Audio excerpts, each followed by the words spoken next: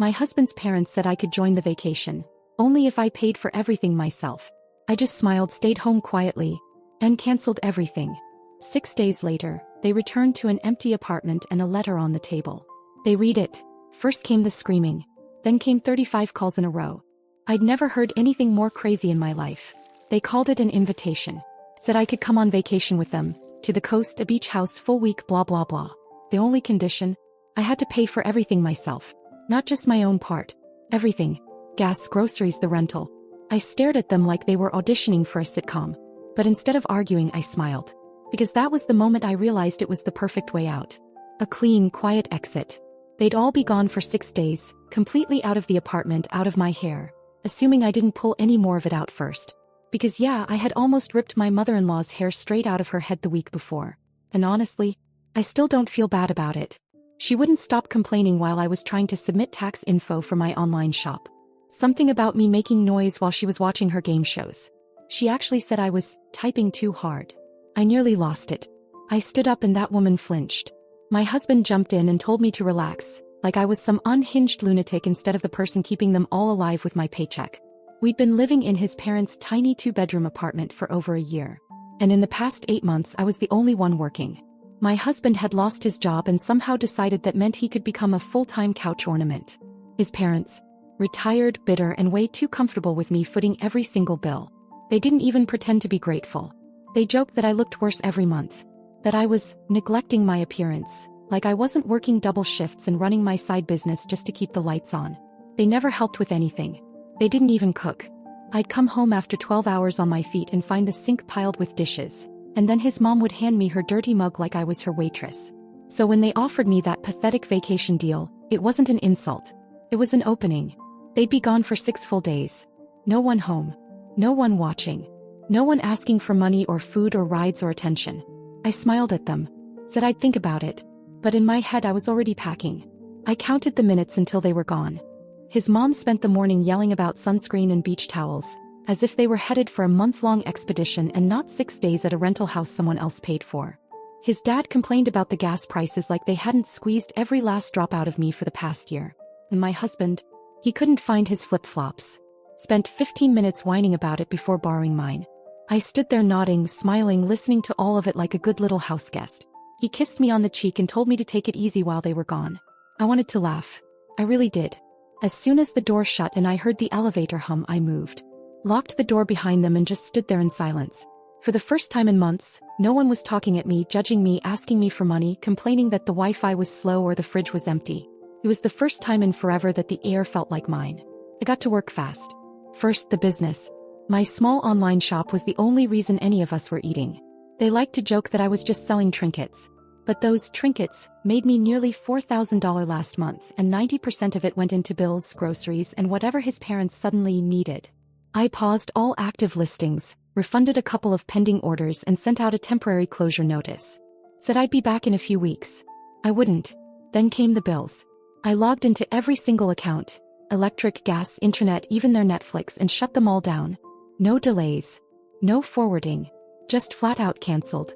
I changed the passwords, removed my name from anything that wasn't required, and even called the landlord to let them know I wouldn't be renewing the lease. The apartment was technically in his parents' name, but my income was what kept it standing. Then I packed. Not everything. Just the essentials. 2 suitcases. One for clothes, one for everything that actually mattered. My laptop, the business backup drive, ID, passport, savings book, and every piece of jewelry I ever owned. Some of it wasn't even fancy, just sentimental, but I wasn't leaving anything they could claim as gifts or try to sell when the money dried up. I left the wedding ring.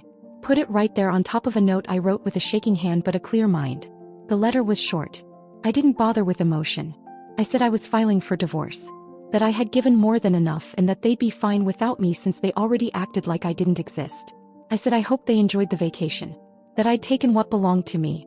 That everything else wasn't my problem anymore. Then I grabbed my bags and walked out of that suffocating little apartment like it was on fire behind me. I went straight to Danielle's place. She left the key under the flower pot just like she promised. She had a spare room and a fridge full of food and, most importantly, no one yelling at me. That night, I slept for 10 hours straight. The next day I filed for divorce. They still had no idea. They got back on a Thursday. I knew the exact time their train arrived because they posted about it on Facebook. A blurry selfie with my husband and his mom smiling like they'd just won the lottery, captioned, "Back to reality." I was already sipping coffee in Danielle's kitchen, scrolling through it with a calm I didn't recognize in myself. I knew exactly how it would go down. They'd walk into the apartment, dragging their sandy luggage behind them, sunburnt and exhausted. His mom would immediately notice the dead silence. His dad would try the light switch. Nothing. No electricity. Then they'd check the Wi-Fi. Gone. Refrigerator. Warm. Mailbox. Stuffed with return notices. And on the dining table that note. The ring. Nothing else. I didn't have to wait long. Less than an hour after that post went up, my phone started vibrating. At first just a couple calls from my husband. Then a string of messages. Then the real storm hit. 35 calls in a row. No voicemails, just missed calls piling up like warning sirens. His mom, his dad, even a few relatives I'd never spoken to suddenly found their voices. Texts ranged from confused to angry to absolutely unhinged. Accusations, guilt trips, desperate pleads, some classic "how could you" speeches. They weren't worried about me.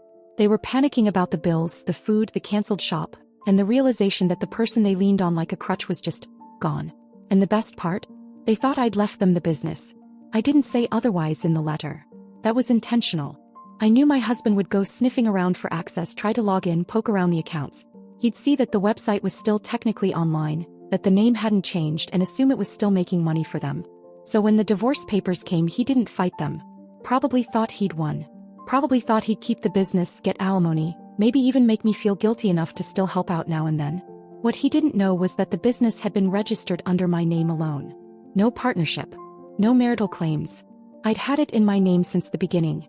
I even moved the domain to a new host and wiped the client database the day before I left. What he was logging into was just a hollow shell. The moment he signed those divorce papers, it was all mine. And he had zero claim to any of it. They found out a week later. That's when the tone of their calls changed. From demanding to begging. Suddenly they remembered how much they loved me. That they'd always supported me. They begged me to reconsider, to come back, to just talk. My parents started getting calls too. Not that it helped. They blocked them immediately. My dad said it best. "You broke the mule's back and now you want to ride it again?" No one was buying their pity act anymore. I thought after the divorce papers were signed they'd back off. Maybe stew in their misery, scramble for money, guilt trip each other into fixing the mess they were left with. But no, when people are used to feeding off you, they don't just stop. They panic. 2 weeks after I vanished, his mother showed up at the clinic. I wasn't there, obviously. I'd quit the job 2 days after moving out. Danielle had already helped me line up remote work through one of her clients. I was finally making money without bleeding myself dry. But apparently no one told his mom. She walked in like she owned the place and demanded to see me. Said it was urgent family business. The front desk tried to be polite, but she wasn't having it. She told them I'd stolen things from their home, that I took advantage of her son's kindness. She claimed I was mentally unstable and needed to be talked to before I ruined more lives. Then she cried.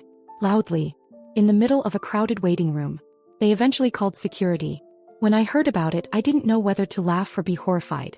But that wasn't even the weirdest part. 3 days later I got a certified letter. From my ex-husband. It was an official request to renegotiate the divorce agreement. Apparently, after realizing he had no access to the business account and that the online shop was still active, but now under a completely new domain and brand, he decided I must have tricked him. Claimed I'd hidden assets. Demanded half of my income. Even accused me of emotional damage and said I was responsible for his unemployable state. He also claimed I'd abandoned him in a time of need. I showed the letter to my lawyer, who nearly snorted. The documents he signed were airtight. The business had always been under my name alone. Long before we even got married. I'd built it from scratch, registered the brand, paid all the taxes. He was never listed on anything. In fact, he never even understood how the back end worked. But that didn't stop him from trying to copy it. One of my old clients reached out through email asking if I had a new store. She'd seen a site using the same product names and photos and wanted to make sure it wasn't a scam. It was. He tried to build a knockoff of my shop using my old product images, copied descriptions, and even mimicked the layout. But he had no idea how to manage orders. He missed shipments, got refund requests, ignored messages, and ended up flagged for fraud by the payment platform. His account got frozen before he even made $100. That's when I realized this wasn't just about revenge anymore. He was actually trying to be me. Use my name, my work, my identity, just without doing the actual work. We sent a cease and desist the same day and filed for a restraining order right after. I wasn't afraid of him showing up. but I didn't want to leave any cracks open. He'd always been lazy. I didn't expect him to become desperate. Then came the message. It came from a number I didn't recognize. I almost ignored it until I saw the preview on my lock screen. You think you won? But you see, I'm not done. It wasn't signed. Didn't need to be. For the first time I didn't feel angry. I felt something colder. I didn't respond to the message. I didn't block the number either. I wanted to see if he'd be stupid enough to send something incriminating. My lawyer agreed. Document everything, don't engage. Still, for the next few days I kept looking over my shoulder when I went out. Danielle offered to install a camera by the front door and I didn't argue. But he didn't show up. What he did instead was try to turn people against me. It started with mutual friends, people we'd barely seen in years suddenly reaching out, acting concerned. One sent me a long, dramatic message about how they heard I had a breakdown, and that my ex was doing everything he could to hold things together. Another one said they were shocked I'd abandon a man who stood by me when no one else would. I asked one of them if he told them about the part where I paid his rent, cooked for his parents, and kept his life running like a damn assistant while he played video games for 9 months straight. No reply. Then I started getting fake reviews on the new shop. 1-star ratings. Comments accusing me of stealing products, scamming customers, even faking reviews. The names were all slightly off. Some had his usual gamer tag variations, some were clearly his mother's phrases pasted into angry feedback. I contacted the platform, sent them all the proof, and they took everything down. But it kept escalating. He filed a police report. Said I'd stolen electronics, jewelry, even family heirlooms. Claimed I cleaned out the apartment and disappeared in the middle of the night. I found out only because a detective called me to follow up. I calmly explained everything, sent the receipts, the bank records, even a copy of the lease showing I'd paid every month since we moved in. It didn't go anywhere. But it shook me. He wasn't just bitter, he was delusional. The next day, Danielle's car was keyed in the driveway. We didn't see who did it. No cameras caught it. But there was a word scratched deep into the paint across the driver's side. Liar. Danielle looked at me and said, "He's not gonna stop, is he?" I didn't answer. But I already knew. I'd left that life behind. I'd taken my name, my money, my peace. He wanted it back. Or at least he wanted to ruin it if he couldn't have it. And I was starting to realize he might not care how far he had to go. I thought I was prepared for anything by then. But I wasn't prepared for the envelope that showed up at Danielle's. No return address. Just my name, written in handwriting I recognized instantly. Inside were 2 things, a flash drive and a photo. The photo was of me and Danielle sitting on her porch. From across the street. I was laughing, holding a coffee mug. Danielle had her feet up. It was dated 3 days ago. My stomach dropped. I plugged in the flash drive, half expecting it to be corrupted or full of garbage. But it wasn't. It was a folder titled, "You Really Want This?" Inside were dozens of screenshots.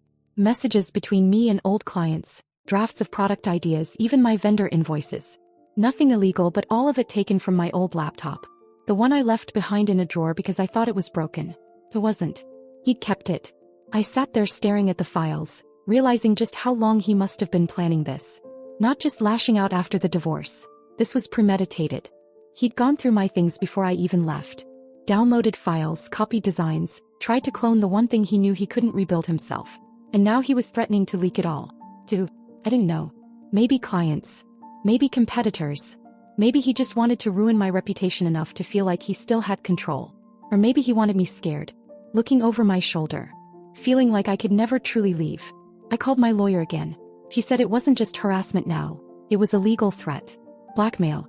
But we couldn't move without evidence he was the one who sent it. So I waited. 3 days later I got a message from one of his cousins. Someone I barely remembered. She said she didn't want to get involved but thought I should know something. She'd seen him with someone, some guy he used to know from high school who worked in IT. Said they'd been bragging about unlocking stuff and talking about a big move. I asked her why she was telling me. She said because he's not right anymore. That he talks to himself sometimes. That he said something about sending a message that would make Brittany disappear for good. The next morning I packed my things again. Not out of fear but because I was done playing defense. I wasn't going back.